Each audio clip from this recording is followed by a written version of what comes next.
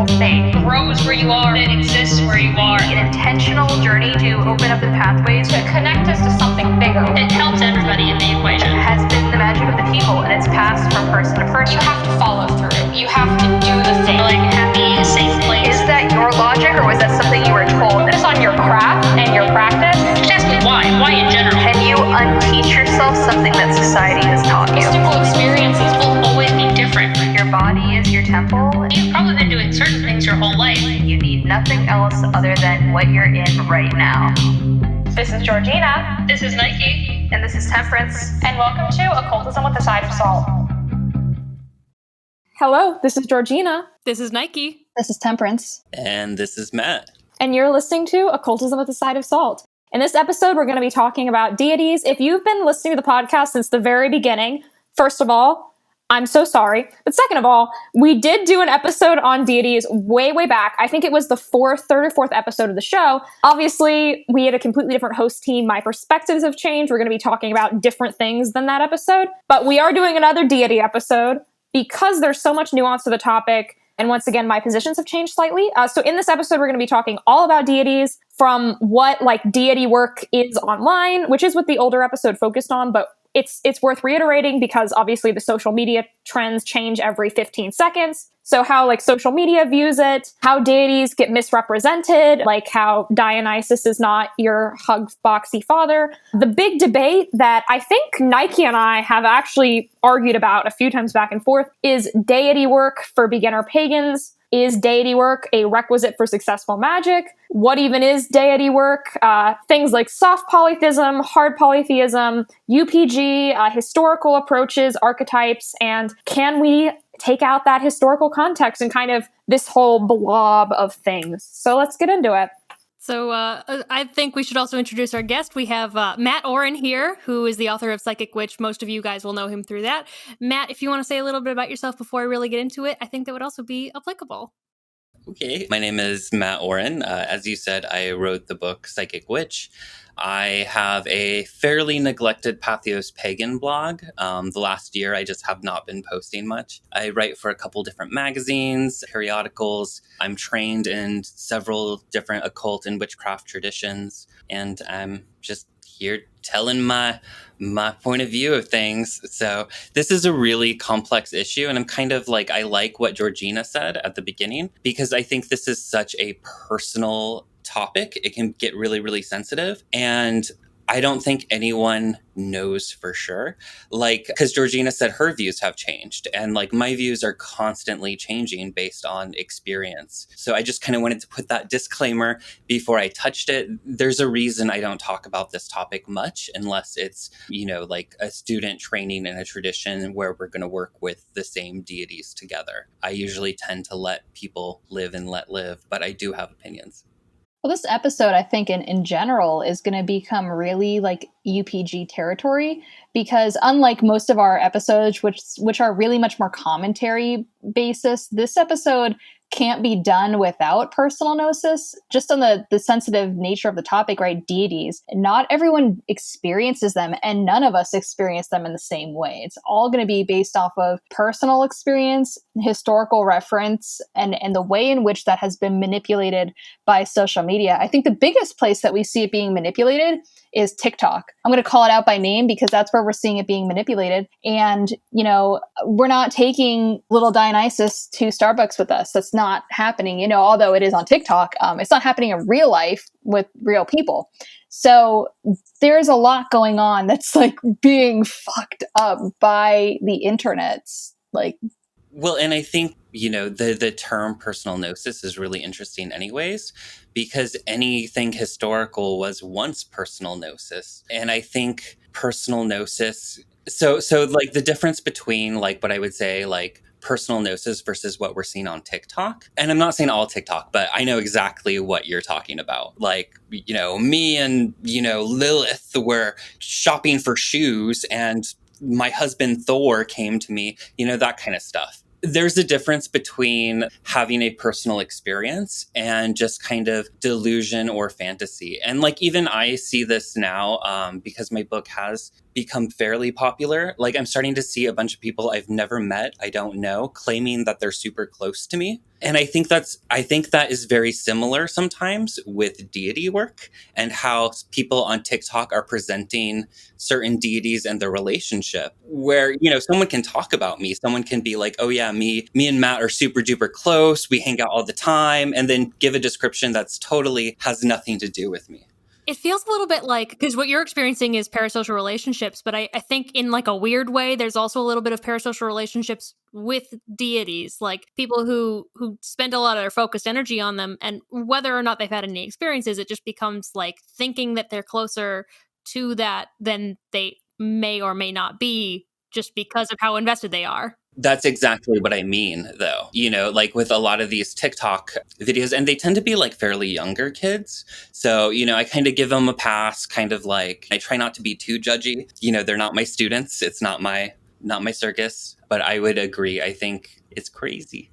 I think it causes a lot of insecurity in practitioners. Because what people do is they see these TikToks where people literally just recite back, they're like, I have this very long and very detailed conversation with my deity. They told me like all these super detailed things. We went to Starbucks together, etc. And new practitioners who are starting out with deity work see that and expect their experiences to be like that. And then when they go and do their first few rituals, they leave their first few offerings, they're extremely underwhelmed, and it causes this insecurity in them. I've had most people come to me and they've been to me like, hey, what is like deity work like? Because I keep trying to contact these deities and none of them talk back to me as direct, like, you know what I mean? Like TikTok, they set them up like little skits. I make skits, right? And so they're like, I'm not having this like verbal conversation. It's more like symbolic. I don't really know what's happening. Am I doing something wrong? And I think that this causes like people to get really bad imposter syndrome because they expect what they see online. And I think a lot of the time, spirit communication is not that cut and dry. It's definitely not like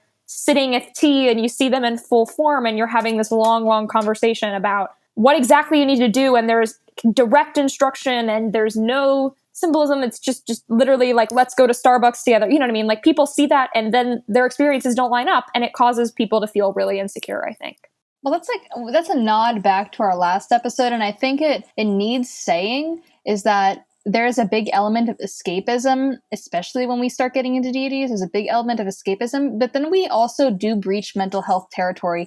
And is what you're experiencing an experience with the divine, or is what you're experiencing something that needs more medical attention than not?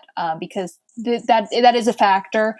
And especially on the internet, especially in the population of occultism and spirituality and witchcraft, it is a more vulnerable population due to its persona, its energy, what people expect from it. There's a lot of people that seek into it very desperate for an outcome. And we do have a lot of that kind of playing into this. So whereas one person may have a genuine experience, the other person wants that experience so bad that they create it in their head, whether it's there or not. And I've found that sometimes it's also, it gets really weirdly mixed up. And I suppose it's not weird. So we live in a very predominantly Christian culture. It's just sort of a thing. And I find that a lot of people start mixing in Christian concepts with their deity work and don't seem to understand that not everything's going to work like the Christian God. They think that, like the concepts of churches and priests, and that is all going to be completely necessary in order to do any sort of working. And then they also get into this mindset of like, am I going to make this deity super mad? Are they going to smite me? And they essentially get stuck in this like, this God that is not the Christian God is going to send me to pagan hell. And they get all these concepts mixed up and don't really understand that, like, because I think a lot of it stems from, obviously, they're not doing their research. They haven't looked into, and, it's Reconstructionist, so there's only so much that we can know, but we know that these pagan religions didn't have the same concept of hell, so they haven't done 5 seconds worth of research to know that, and so they get really scared because they think that it's all going to be like Christianity. Well, I think Christianity actually does feed into that in another way as well. When you read Christian portrayals of pagan religion or Christian critiques of pagan religion, a lot of it is that the pagan gods are vengeful and that the pagan gods are more, this is in Christian writing, more human-like. They're more emotive, right? They aren't as transcendent love and light as like the Christian God is. This is some critiques that Christian writers have, not like in the occult. There are Christian writers that don't that potentially don't have any basis in Christianity, because we see in the Old Testament the Christian God smiting. I mean, he rained fire and brimstone from heaven. So, like, yeah. I think people just like see the pagan gods as vengeful. Also, like there's that like fear because of like the idea of like the old gods, like how pagan gods are demonized as well. So I think it kind of makes sense why people are so scared of them. I mean, I remember when I was new, I was kind of scared that I was going to mess up or like do something wrong. Obviously, like at some point I would miss an offering, then I'd be like, oh wait, I'm fine. I'm not going to die. But Matt, do you want to go? Oh, no, I was just going to say, like, I mean, and then another element of that, which you were kind of touching on, is this idea that in Christianity, there's a strong teaching, not so much in the Bible, but like in the churches, that like any spirit outside of theirs are demons trying to trick and manipulate people. And I think a lot of people have that sort of fear in them. I know, like, I initially, like, even on my path as a witch, like, I had to have a whole journey with the devil and confrontation and that sort of a moment, because at the time I had totally dismissed the idea of the devil, but it was so ingrained in me from my upbringing that it was still back there and it was still a fear, So I wrote an article about that a long time ago, and it ended up being one of the more popular one. And I think the devil is a very interesting point to bring up when we talk about deity and deity evolution, like to and from, because like a lot of witches work with what they call the devil. So like if we look at like Gemma Gary's work, she uses the term devil for the puka spirit that they work with. We know that the devil that we have, the image of the devil, was kind of sort of like Pan and that kind of like wild god imagery put onto it. So there's a lot of conversion back and forth between like a spirit and how it's viewed and also what it's called, which I think is a very interesting thing to look at. Margaret Murray, even though all her stuff has been debunked, she had this whole thing about how like the horned god was really like the devil was really the horned god. And we do see this in occultism, this idea of a spirit taking a form and it kind of shifting back and forth. Does that make sense? Definitely, yeah. Well, I think even on Margaret Murray, I mean, I think even though her historicism is debunked, she is still sort of the mythic history of a lot of modern witchcraft traditions that sort of took influence from her. So I think her writing, like, even though it's not historically true, it had such an impact on occultism and is sort of the mythos a lot of modern witches follow, that it still is like very relevant to read. Just that's a little off topic, but I do think she's relevant, even if she's not correct, if that makes any sense. Well, there's a little bit of truth to it. I mean, like Matt said, the devil is sort of this mishmash of like a couple of different things, but notably Pan and arguably Kernonos. Same thing goes with a lot of things. And honestly, there's a lot of pagan deities that either became saints or were just like labeled as the devil or demons, and they were like sort of put into specific categories. I know that like the one that I know most, I don't know how many other pagan gods were turned into saints, but I know that Brigid is one notable one. She's Saint Bridget. So there's definitely a way of like, by trying to make their religion more popular, they tried to encompass this, but in a way that was like, but also don't pay attention to them. They're not as important or they're bad. Just pay attention to our singular God. So I think it definitely does play a role here, even though Margaret Murray wasn't like perfectly on point historically. There were bits that she did have. Well, the history of paganism and Christianity are a lot less separated than we think, because when Christianity converted through Europe, they changed holiday dates, they took influence from the pagan traditions that were there, and with modern paganism, much of our records are written by Christians, which means obviously there's that you can't pull that completely out. So the relationship between the two of them is a lot less dichotomous than I think a lot of people make it out to be. Yeah, and I think it also kind of ties into my ideas of like hard polytheism and soft polytheism a little bit, because one of the things that kind of changed my views is working with Hecate, and not just working with Hecate, but like hardcore geeking out in all her history. And it's really interesting to watch how this figure we know as Hecate became Hecate, and then how she sort of traveled, and then like she blends into Artemis at certain points, and then blends into Diana at certain points, and blends into Brimo at certain points. And then you start getting to like those who are magicians as opposed to just like the everyday, Greek pagan. Like you have the people who are working with the PGM and stuff, and like how they're working with Hecate and all the deities in that are not very hard polytheist at all. Like they're conflating her with Erishkigal and Selene and Persephone and things of this nature. And you start kind of seeing that perhaps the boundaries aren't as tight. And I think that for me, I have found that to be the difference of occultism versus paganism. And I don't mean just like, like witchcraft occultism, but I think it's sort of like what layer you're working on.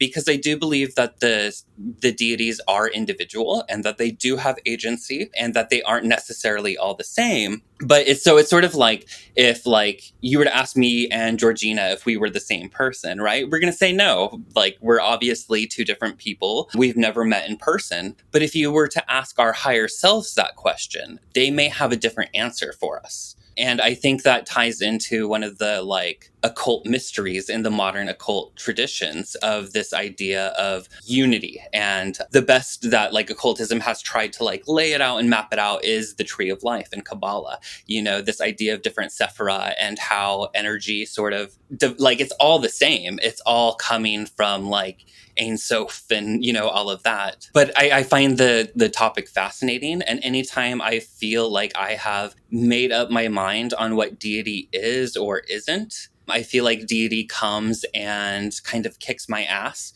and, like is like, you're boxing me in. That's not true. For example, let's talk pop culture for a minute. Wait. I want to bring you back before we move on. Yeah. Just for any of our listeners who might not know, because we do have some kind of like more beginner listeners, can you explain in your own words the difference between hard and soft polytheism? Okay, so hard polytheism is that every god and goddess is an individual person.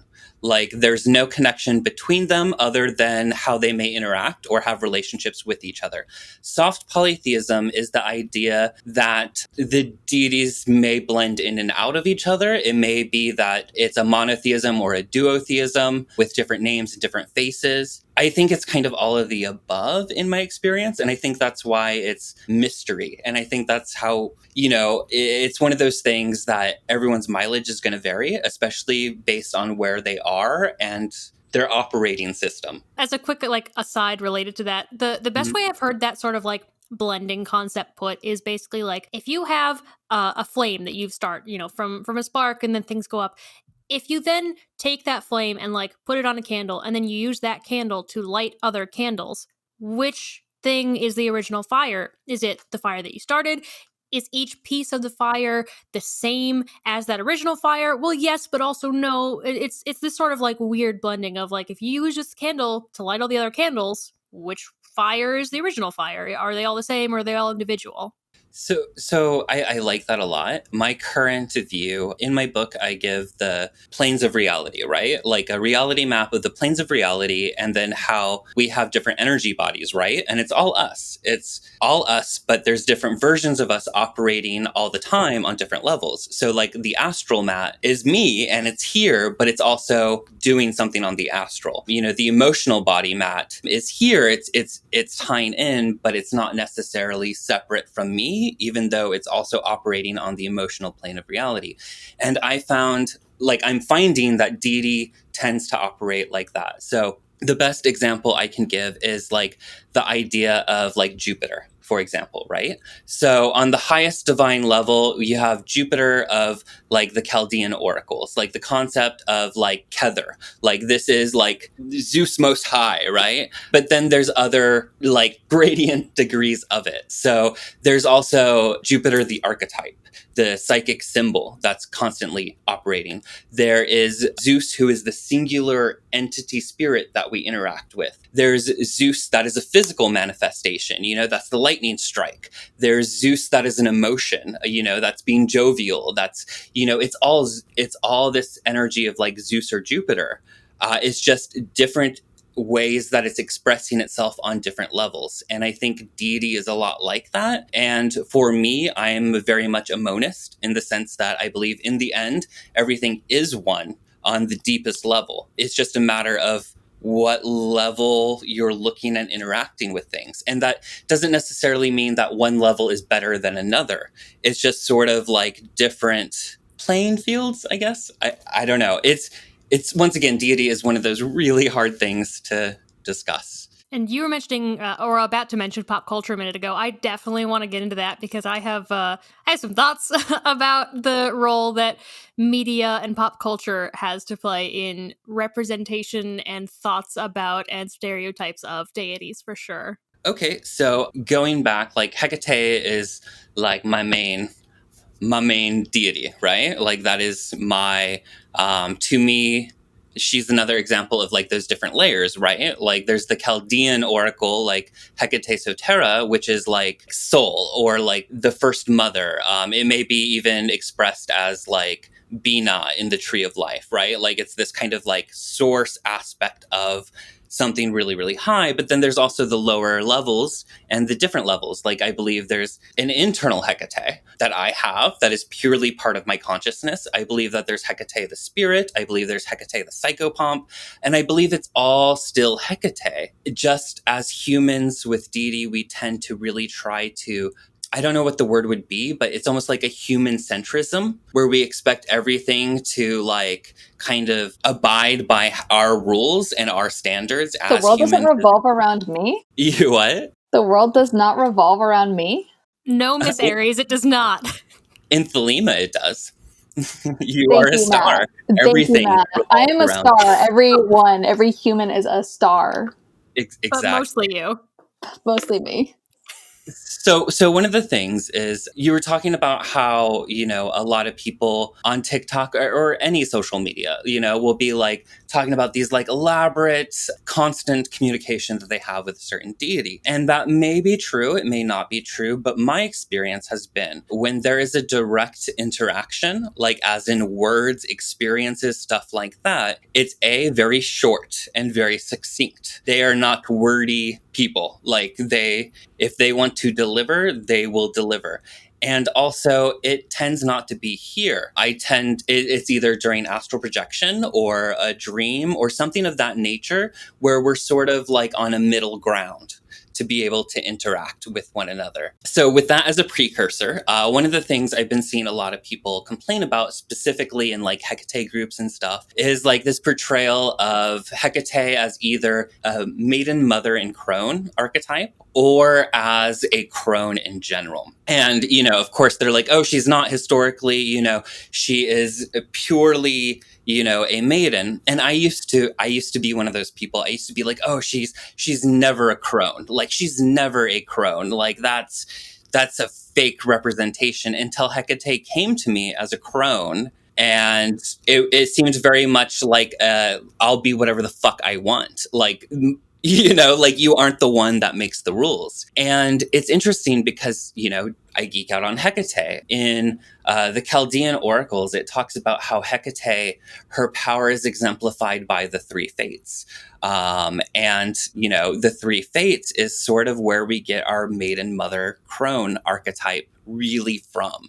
Like, that's where, like, Robert Graves was drawing from, you know. So, like, there is something to it, but I don't think deities actually have a form. I feel like form is more for us and our interaction. And I think, so this is also my thing with gender. Like, the deities surprised me with gender. Like, deities don't have gender. Like, I'm so happy you said that. I was about to interject if you didn't go there, because one of the things that I think, and you guys are free to disagree with me on, but is that the divine and divinity does not have a gender, could not have a gender, is not possible to. And we construct things with our human minds that make us comfortable, that make things tangible. And gender for a long, long, long time has been a tangible thing. But divinity works outside of the bounds of human knowledge and understanding. And so to say that a deity, Hecate, or anyone else really has an assigned gender, they have to present as this gender, is inherently wrong, in my opinion. Yeah. Yeah, we see a lot of this play, though, in a lot of different pantheons. Like, I know that there are some bits with Greek pantheon, and then, you know, everybody likes to point to the Loki stories in the Norse pantheon, where even though we think, like, so I gotta backtrack. So historically, gender has not always been how we view it now. What we have now is a very like Western, very modern concept of gender, and it's not a thing that has existed throughout time. In many, many cultures we know have at least had like third gender stuff going on. If they, you know, there are more in some cases too. And so like gender has always been played with. But even in mythology, we see this. And the Loki example is very, very popular, where he like transforms himself in order to become pregnant and give birth to Sleipnir. Like, we know that it's not this hard and fast thing. So I absolutely agree. I think that it's definitely like we assign them what we are comfortable with seeing them as and what makes most sense. And I think that the way that they present is also, in a way, it's just easier for us to conceptualize. Like, in the Bible, we have the angels appearing as like spinning wheels with eyeballs and fire. And so eventually we're like, maybe we got to calm down with this. We have to tell them not to be afraid. And if you look directly at us, you die. So maybe we chill it a little bit and we give it something that they can process easier. So I definitely think that a lot of the presentation is for our benefit, but it's absolutely not who they are at their core. Right. But I feel like it's intentional too, depending on like cultural context, like what they're trying to relay, things of that nature. For example, one of the things that we teach in Sacred Fires, because that's the tradition that I'm a priest in, one of the things we teach our students is to recognize the deity by its energy signature, because it is like our deities are shapeshifters. So, you know, one day it'll come to you as a goddess, the next day it'll come to you as a god. So how can you still discern which spirit it is when it is totally like flip the tables on you? And I don't know, I could babble about this for forever, but I think we make a lot of very human-centric boxes to put something in that cannot be boxed, you know, like a Lao Tzu, like the Tao that can be explained, the Tao that can be pointed to is not the Tao. You know, these are things that are symbolic, things that are pointing to something else. It's in the end, it's a great mystery. And it's not mystery because it's secret and it's hidden. It's mystery because words fail. It's something that has to be experienced. And even when it is experienced, like we cannot prove that it's true. Yeah. Well, I think a thing that was really good that you pointed out was the energy signature thing, because I think that's something that doesn't get as much attention to it. You see people talk about like, my deity is in my room right now. And I feel like the way that we know those type of things is energetic, right? Like my main deity is Saturn.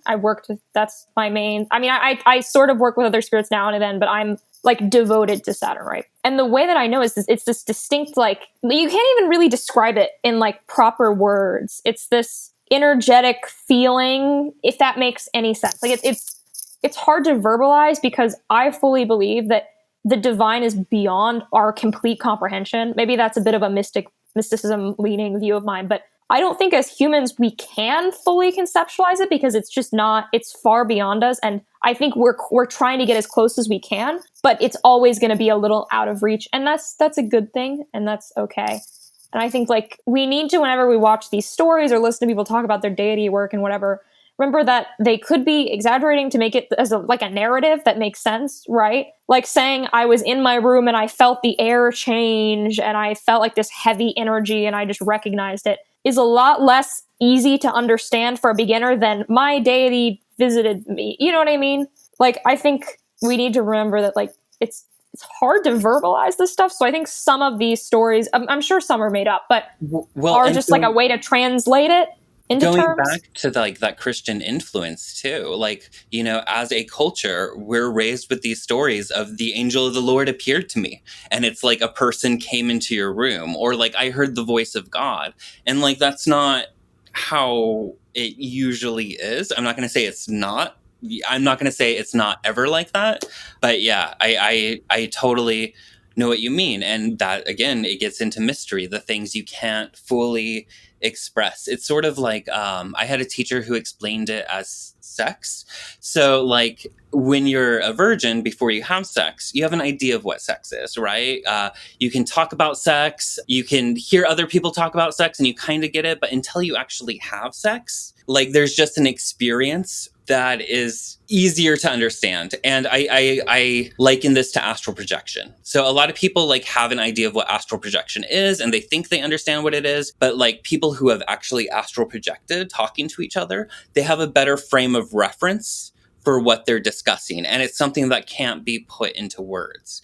So I don't think sex is the best, but that was the reference one of my teachers tried to explain. I always liken it to cars. Like as a child, you think like, oh, driving's going to be so easy. The second you get behind that wheel, you freak out on the highway, you know, like that's when it becomes real.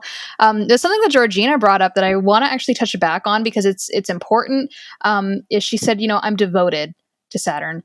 And devotion is different than working with. And our, you know, where we are in our, to me, we can work with, you know, we can have like acquaintanceships, if you would, in you know, layman's terms. We can have acquaintanceships with many deities, many gods, but at the point in which you become devoted to one, it's a different ball game completely. And I feel like that doesn't get touched on enough because people are like, you know, I work with this. I work with a number of deities. I'm only devoted to one. That's a personal choice on my end, but you know, it is a different relationship that I have with one specifically, and that gets conflated a lot on the internet. I'm the same way. I'm also kind of in that henotheistic camp where I work with several spirits, but I am full, like, you know what I mean? Like there's that one that is, it's a different relationship. It's a different dynamic. It's much more worship heavy. It's much more mysticism leaning. And I think that gets into the concept of a patron. I think when a lot of people are new, they hear this term patron deity, or people say my deity is X, and they really rush to figure that out, or like be like, I have to pick my deity like right now. And I think when we're working with spirits, or at least how it worked with me, this is some UPG, but I figured it out as we worked together, and with time it just kind of went in that direction. And I like, it wasn't like when I read through a list, you know, and just chose, I was like, I like this one the most. I think it's something that happens with time, and it takes a long time, and maybe it doesn't even happen. Like you can be a true like polytheist and worship multiple deities and have different dynamics, but I think people really rush to get that patron and very much fixate on that concept. I agree. And I've had people ask me, like, how do I find my patron? And, you know, I don't know, because I don't know if I even fully agree with that word. So I'm also kind of blasphemous in terms of the witchcraft community, because I don't like the word worship. I do not feel like I worship the deities that I work with, in the sense that as a witch, the deities that I work with do not want me to bow. They do not want me on my knees. It doesn't mean that I'm equal to them. It doesn't mean that like I'm superior or they're superior. You know, we're operating from different frameworks, but it's more of a relationship. So, you know, the deities that I am devoted to the most, it would be more akin to like a close romantic relationship. And that's going to sound weird because now my mind is thinking TikTok of like, oh, my God wife, you know, and people saying weird things like that, like having sex with deity, which is totally another topic that is fascinating. We're not going into God spousing. Yeah. But, you know, I believe that you can honor and respect and learn from something without having to bend a knee. And I think that is one of the main differences that I see with like my own personal craft versus a lot of polytheistic pagans, especially like magic workers and witches, which is not to say that they're wrong or that, you know, I'm right. But I have never had a deity be upset with me because I have, you know, kind of groveled at them because I won't do that.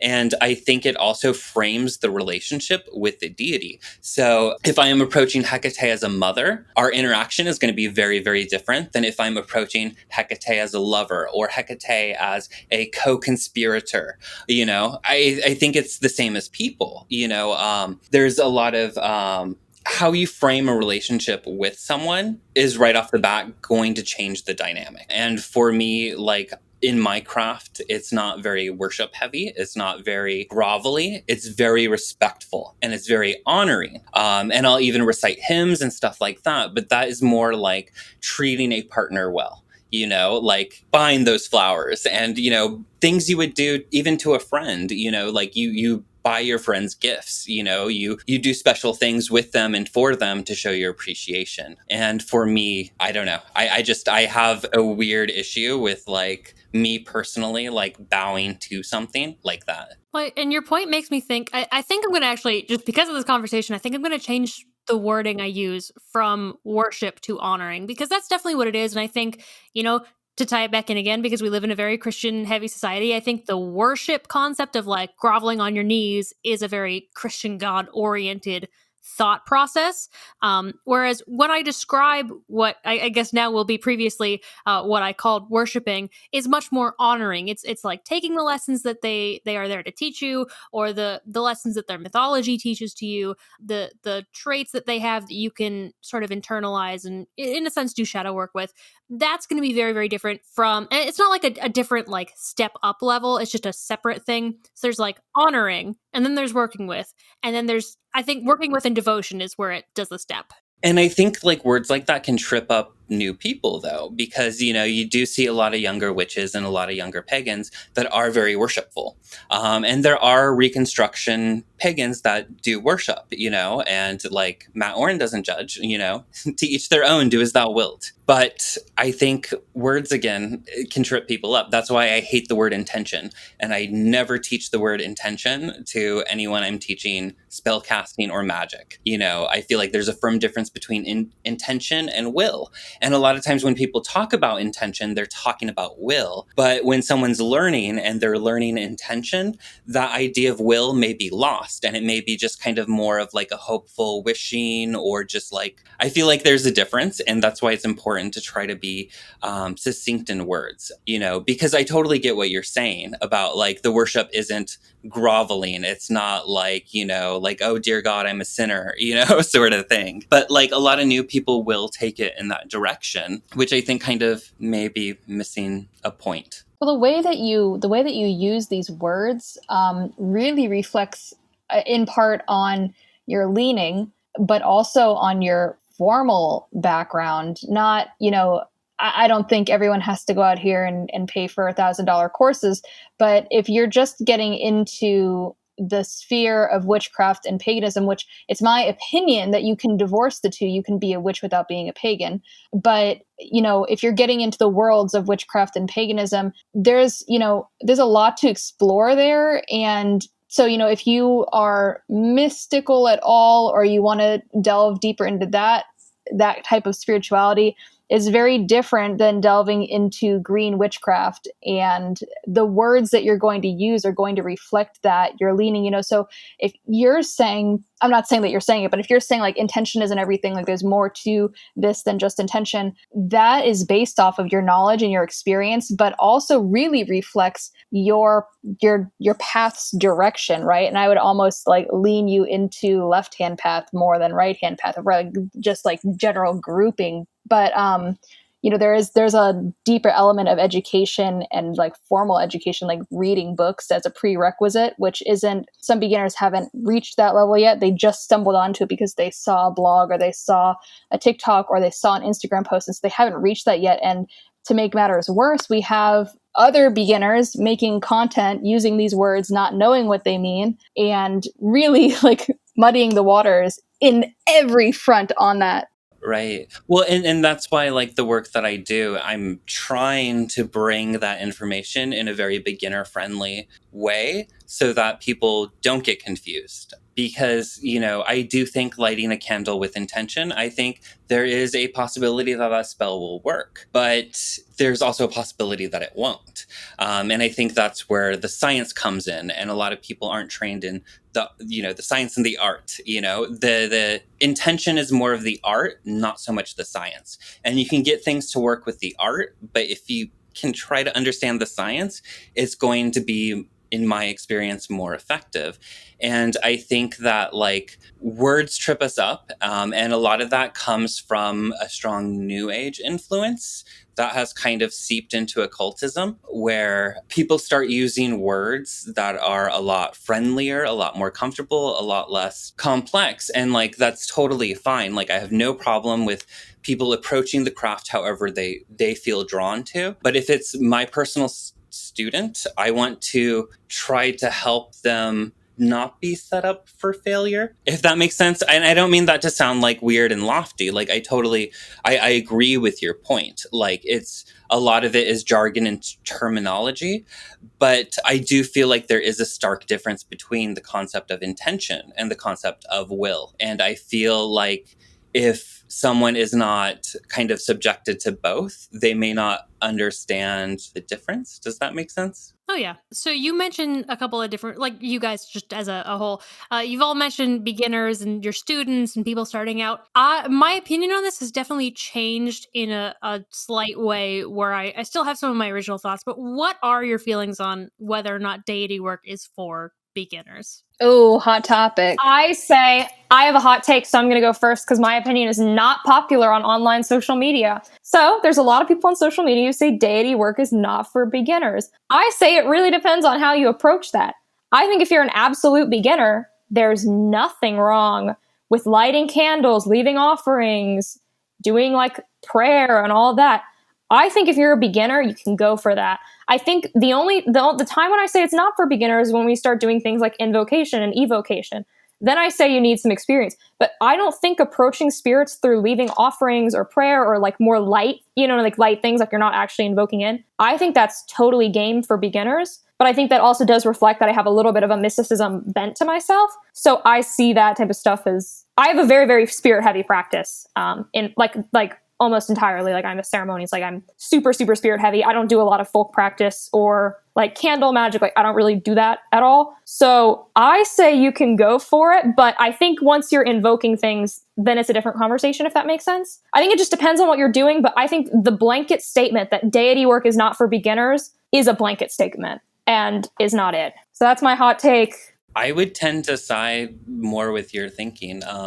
I think it also depends on how we're defining deity work. For example, like a lot of people work with astrology and with planetary hours and symbolism. That is deity work in itself. Like you are invoking an energy that is specifically named and attached to a deity. Like you're not working with that deity directly, but you're still tapping into that energy. I did not put any deity or really any spirit work in my book because my personal belief is that regardless of if you're approaching deities right off the bat or not, getting in touch with your internal spirit and how your imagination works and understanding what you're conjuring versus what you're receiving is a really important skill when it comes to approaching the spirit realm. And that's what is going to help you discern between like a fabricated delusion that you're manifesting versus like something that you're receiving. I think that approaching deity with earnesty is probably never bad. Going back to like what you were saying about how like my own background and my own path kind of paints how I view things. One of the reasons I don't like bow to deity, that sort of thing, is because I believe in apotheosis.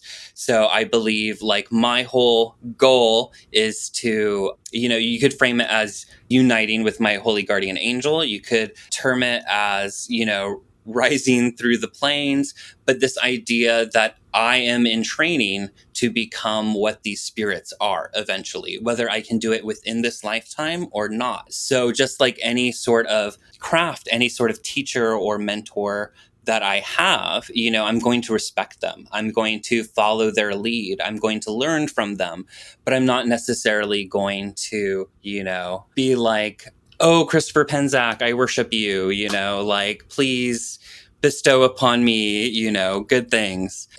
I think it's where you're coming from. I agree with invocation, especially invocation starts touching into possessory experiences, which I'm all about as well. But going back to this idea of understanding how your mind works, and, being in touch with your spirit is going to create that discernment. And I think that connection with whether you want to call it the higher self or the holy guardian angel or whatever word you're going to put on it is going to help you sort of navigate territory better that may be dangerous or unhealthy if you do not have that foundation to begin with.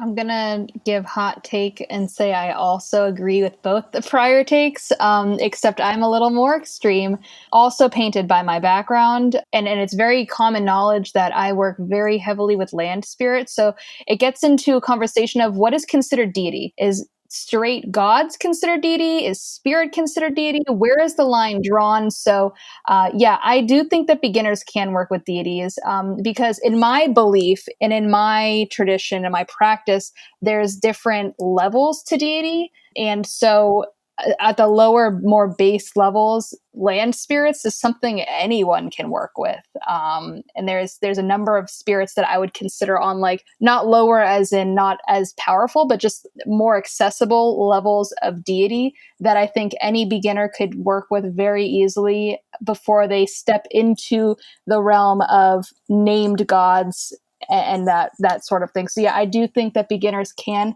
Do I think that beginners should is a different question. And I think that is based off of every person's individual experiences and practice and maturity level. So while a person can connect to a deity, I don't think anything precludes them from doing so. They might not have the maturity, emotionally, mentally, spiritually, to be able to handle whatever interaction they're doing. And it's not my job to gatekeep them from doing that action. And surprise, surprise, I agree, but I agree for the same reasons, but also another point that I try to add on when I explain it to usually beginners or even intermediate people. The other reason why I say like no asterisk, like yes to honoring, yes to the sort of like intro kind of stuff, but it's also because, how do if you're a beginner, do you know how to differentiate between an ancestor, a land spirit, any other kind of spirit, an angel or a god? Like if you don't have that background to be able to get confirmations, to be able to tell who or what it is you're actually working with, you don't know what you're actually working with. And usually it's not going to be anything dangerous. It's usually not going to be anything bad. But the way that you work with an angel or a land spirit or an ancestor is going to be very, very different than a deity. And if you have, let's say, an ancestor that just happens to remind you of like Aphrodite, well, if you're going to honor Aphrodite with something, it's probably not the same thing that your ancestor would want to be honored with. And so the ways that you're going to work with them is going to change the interaction, and it'll change how they react to you doing things towards and for them. So I think that unless you have at least a little bit of reading and a little bit of knowledge, a little bit of experience, you need to take a step back and try to get those things so that you can, I hate the word proper, but like properly do what needs to be done or what should be done or whatever. You know what I'm saying. Just get some research in to be able to discern who and what it is you're actually interacting with. Well, that's why many traditions, like real traditions, require study for a certain amount of time. Easiest off the bat, Wicca requires, you to give them a year and a day. So there are, and there are many traditions that do require some amount, some length, some study. You're a beginner or 0 degree for however long until you've reached that lesson. So I think it's a very modern side effect of self-initiatory internet witchcraft that we skip from 0 to 100 in one day. That's a very modern side effect. Well, I like something that you brought up just a second ago, Temperance, because I was thinking about it and I wanted to touch on it, which is this idea of like, how do you define a deity? Because you were absolutely right about, for example, so this is language again, why language is so difficult, especially since we have so many cultures and traditions that are not English and we're translating words back and forth. And we have certain words from anthropologists and stuff like that. So what a Celtic person views as a deity looks very similar, for example, just outsider to both. I don't work with Celtic deities either, but it looks very similar to like people in voodoo working with Loa. But if you ask someone in voodoo if they are deities, if they're gods, they'll say no, straight up. Like, these are Loa, they're totally different. But there's so many parallels between it where it becomes like, well, what's a deity? What's not a deity? We see a lot of like Christians and anthropologists in the past coming across cultures and being like, oh, they're working with the river god or like, the tree god. And to them, it may not necessarily be a god in the sense that like we may be using the word. So once again, it goes back to like what you were saying, Temperance, about like, well, how do you define it? And how do you like what makes your local land spirit of, this certain area, how does that, is it a god? Is it not a god? And what defines that? And then with the Celtic and the Loa, like one of the things they have in common is there's an ancestral root to this, where they're ancestors that have been deified in most of the cases. So it gets into a broader world because, when we specifically look at what is deity, right? And we can all come up with probably a different answer. My beliefs are informed by a number of things. My upbringing. So Catholicism is a big influence for me. Shintoism is a big influence for me. I grew up as a child. We spent summers in Japan. Buddhism is a big influence for me. So while I don't practice any of those, I think my idea of what is deity, what is divine, is tinted by that. And I think that's why, for me personally, I do have kind of like a staircase to the levels of deity, right? Because in Catholicism, it's an easy example because we're all going to know what I'm talking about. The saints are what pagans would consider deities, but they don't reach the level of Jesus, and they don't reach the level of God, and they don't reach the level of Holy Spirit. So there is a stepping ladder with the saints to the gods. And in many cultures we see that. So like in more but older Japanese culture, we do see land gods, right? Tied to specific pieces of nature, lakes, mountains, certain geographical features had land gods associated with them, which were different than other spirits in that culture. So it is culturally based, it's religiously based, it's based on your personal experience. And at the end of the day, also a bit of your personal gnosis, right? Because I could say to you, hey, Matt, hey, Georgina, like, you guys are working with like a B tier god. Like, why don't you upgrade? And you guys could be like, what the fuck are you talking about? Tiers, and that's based on my experience working with what I work with. I would consider, while I don't consider my own ancestors deities or gods, I do think they fall into that realm. I do think they could influence things for me. I do think they could work magic for me. If I'm in the middle of working some kind of spell and I'm calling on them to, intercede something for me, I do think they could. So does that meet the criteria for what is deity? And that's something that we all have to answer in ourselves. What is that criteria? How am I defining it? Is what I'm doing falling into that territory? And no two authors are going to have the same exact answer on that. Everyone in this podcast is going to have a slightly different answer to that question. So it's very much an introspective journey of education, of seeking, because there's an active aspect of seeking, right? We don't just wake up one day and be like, I feel like working with a god today. There's something deeper that drives every person that works with a god or goddess or whatever. There's something deeper. There's some calling. There's some drive that you can't put into words, that you just have to do this, right? So, seeking isn't one day. Seeking isn't 2 weeks. Seeking is lifelong. And how we describe the journey today in this podcast might be drastically different than how we would describe this journey in a year from now. And that's the nature of seeking. Well, and I think a great illustration to what you were saying about different tiers and different levels is to look at the Greeks. So like they did have dryads and naiads and stuff. And sometimes they're referred to as gods, but they're not the Olympians. And the Olympians are not the Titans. And when trying to explain the difference, it's one of those, like, it's a mystery. Like, you have to experience it to understand what that is, and your mileage is going to vary. And, like, are the Titans more powerful than the Olympians? Like, that's up to debate, Saturn and Jupiter, like, which one's more powerful? Like, we could look at mythology and say, like, oh, well, the Olympians, obviously Jupiter is. But Saturn seems to refer to something more vast and more primordial, I think, is a good word for it almost. I always say Lovecraftian. Yeah. Yeah.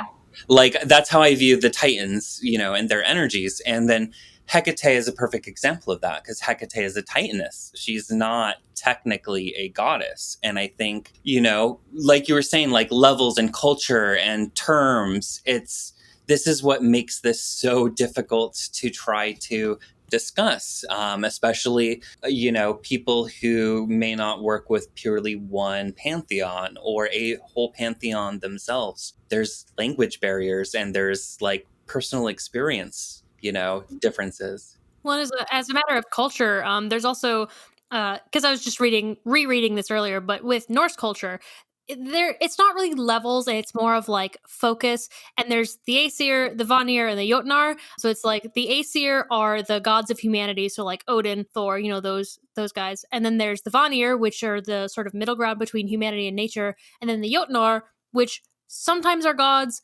sometimes they're just giants, sometimes they're giants that are gods, but they are purely nature at its core. They are gods of nature. They're not really necessarily connected with humanity. And depending on the tradition that you're part of, that will change where your focus is. So if you're, a Asatru, you're going to be focused on the Aesir. If you're Vanatru, you're going to be focused on the Vanir. Rokatru is for the Jotnar. And it doesn't mean that, any one like section or subgroup is going to be better than the other, but it's about how they're viewed, who you work with and why, and the reasons that you might work with one group versus another. And so it's this division that, to some you might be like, well, the Aesir are like A tier and the Vanir are B tier or whatever. Some people might split it up, but it's if you're not within that cultural context, you're not going to understand why those differences exist and how to work with them each. And if you're not familiar with that cultural context, with any culture, but just for this specific example, you might put the Vanir or the Jotnar as being like lesser or like demigods or something like that versus, what the actual culture might put them as. And it also like varies on culture too. So like one of the things that I find fascinating is kind of looking at like the cosmology of like India versus the cosmology of like, I'm going to butcher the word right now, Zoroastrian. Zoroastrian, yeah. I knew I was going to get tongue-tied. But like their idea of devas and asuras are similar, except they flip like which one is the good guy, which one is the bad guy. So it's sort of a cultural perspective. So, like asking someone who's Hindu, like obviously, like they're going to say, obviously a deva is more powerful and the deva is good, but if you ask, someone who follows Zoroaster, it's going to be different. So once again, it's all very human centric of how we base these things, and our humanity is the thing that gets in the way the most. I want to side rail us off something that he said, and I'm really side railing us. So if we cut this and make it Patreon only, totally get why. Nike had talked about gods related to humans. I forget how she worded it, but it is my belief that we're going into UPG territory. It is my belief that there are some deities that only exist because we are able to perceive them. And we get into the world of egregores and people working with them as deities, not realizing that that's what they're working with. And we see that happening a lot on the internet, right? Because if you put, especially we're taking a really big side rail back to pop culture. Okay. So let's say you want to work with Hades, but you're working with the Disney version of Hades. Now we're getting into chaos magic and we're getting into egregores. And that's a big different topic. And it's something that I don't think is pointed out enough, is that while pop culture witchcraft is, I'm not going to shame you. If that's your thing, whatever. I hope you're happy with it. It is different inherently than working with the old gods as they're written and as they're experienced by ancient pagans and modern pagans and witches. It's a very different practice, in my opinion. Well, it's where I get really annoyed because, man, yeah, you hear it a lot, especially nowadays. It's like the Percy Jackson novels and Lore Olympus, and that's where they're like, that's how I know these gods. That's definitely what their personalities are, and they will not hear anything else. They don't look at any ancient sources. They just go, Lore Olympus is good enough, Percy Jackson's good enough, and so they definitely start mixing in that pop culture stuff. And I don't mind it if you know that that's what you're working with and you understand it as the concept of like an egregore or that version of it being not what the ancient version was. I don't mind that, but it's people who say this is what they always have been, what they always will be. This is how the ancient Greeks saw them, how Lore Olympus portrays them. And it's like, oh, it's so not though. Like pop culture and media portrayals for entertainment are not going to be what they are. There's some anime, I think it's called Blood of Zeus. My boyfriend's been watching it, but there's another one where they portray it really differently. And like Hera's a bitch, and not in the way that the mythology has her, but just in a totally different way. Often mythology will paint Mars as being purely evil, or like Ares. And they just water them down to these entertainment things because you can easily put Mars or Ares as being the bad guy, but it's not that simple. So like the pop culture mixing without recognizing that it's a pop culture thing or it's an egregore type thing is the part that really gets me. Well, I think like that's really interesting territory. And I'm not sure if I fully agree. Like, I mean, I agree with the sense of if you're saying this is how the deity has always been, you're obviously wrong. But for example, like going back to like Greek mythology and Greek deities, like what we know of the Greek deities comes from their entertainment. It like the myths we have were written by poets, they're written by playwrights, they were for entertainment. And coming from kind of a Christianized culture where we're taught that the myths of a religion are literal and true, and that's the history of the deity, it's very different than how a lot of these pagan cultures viewed their myths and their stories. And even like amongst the Greek myths, you know, that's why there's so many conflicts. There's so many things that like just don't line up. Like, oh, well, in this version of the myth, you know, X, Y, and Z, but in this version of the myth, you know, it's different. And I think like my views kind of line up more with the UPG. Like I feel like we don't give enough agency to the deities themselves.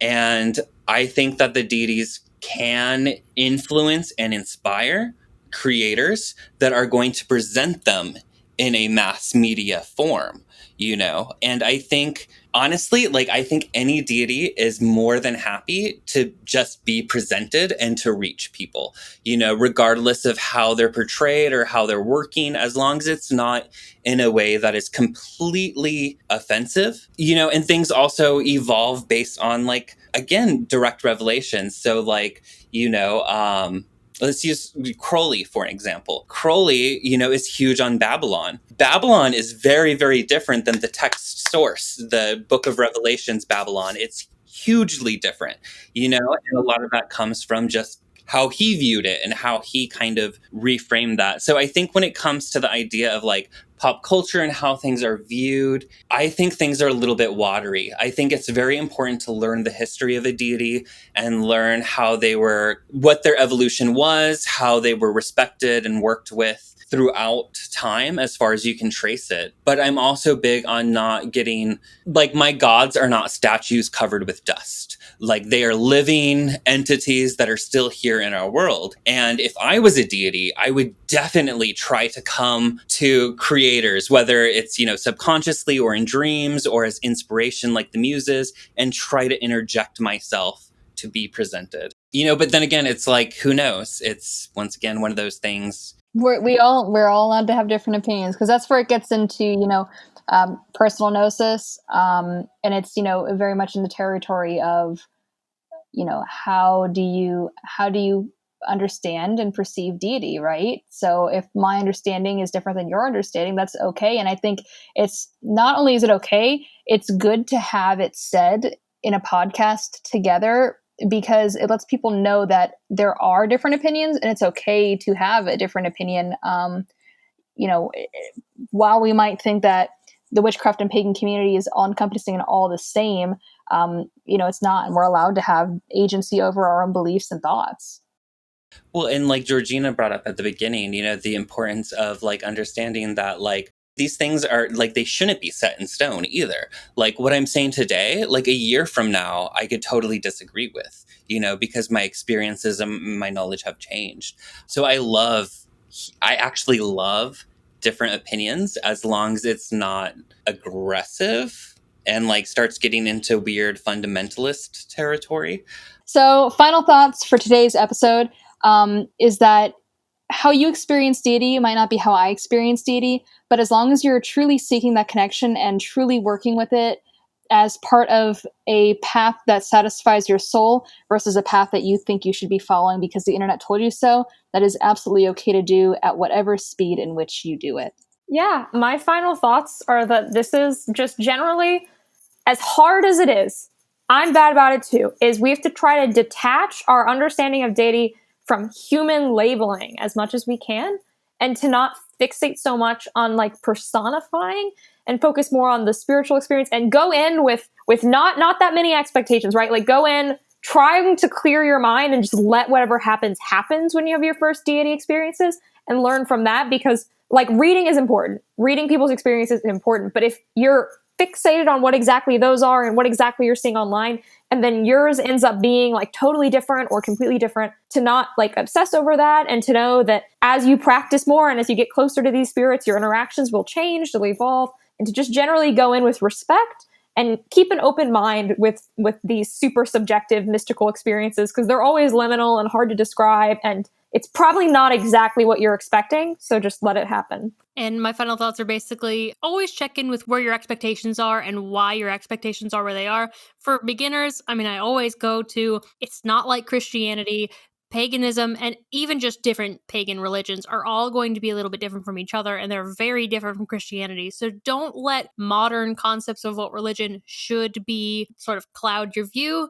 And if you're going with some of the pop culture icons, try to figure out how much of that is just for entertainment, how much of it is useful. And, you know, if you're choosing to work with pop culture stuff, just recognize that it's pop culture entertainment and take it from there versus taking all that as gospel. Yeah, I mean, I echo all your final thoughts. You know, I'm a big supporter of people being heretics with their personal gnosis. If your personal gnosis contradicts everything you've been told, you know, follow your experience over what someone says, whether it's a holy book, whether it is an authority of a tradition, whether it's someone on the internet. Like, your experience is going to be the most valuable thing because it's happening to you and it's happening for a reason. But I'm also very big on balancing, you know, right-hand path, left-hand path, right brain, left brain, knowledge, experience. You know, I think these things all have to sort of be balanced when approaching deity. So approaching the historical context, how it used to be worked with, how it is being worked with in cultures, and then also what you're experiencing and how that contrasts. And yeah, that's... So this has been Georgina. You can find me under .darling on TikTok, Instagram, YouTube, Patreon, and Twitter. You can support Occultism with a Side of Salt by joining our Patreon. We do video episodes, exclusive extra content. You get an extended version of the show and our pre-show if you want to see some shenanigans. And thank you, Matt, for coming on. It was great having you here. Thank you. Thank you for having me on. I love all of you so much. So it was great to be able to ramble and, you know, sound like an asshole. Well, while we have you, why don't you shamelessly plug your stuff, and then we can plug ourselves also after you. Okay. You can find me anywhere, any social media except Parler. You can find me at my website, matauryn.com. My book is available in paperback, Kindle, and audiobook, Psychic Witch, A Metaphysical Guide to Meditation, Magic, and Manifestation. And I'm Nike. You can find me at Warrior Witch Nike pretty much everywhere, or Warrior Witch on Twitter, where I'm a lot more chaotic. And I'm Temperance. You can find me at Wildwoman Witchcraft on Instagram, TikTok, and Space Hey, which is the new MySpace. You can find me at Temperance Alden on Twitter. My book, Year of the Witch, is available on Amazon, digital, and Audible as well. And this has been Occultism with a Side of Salt.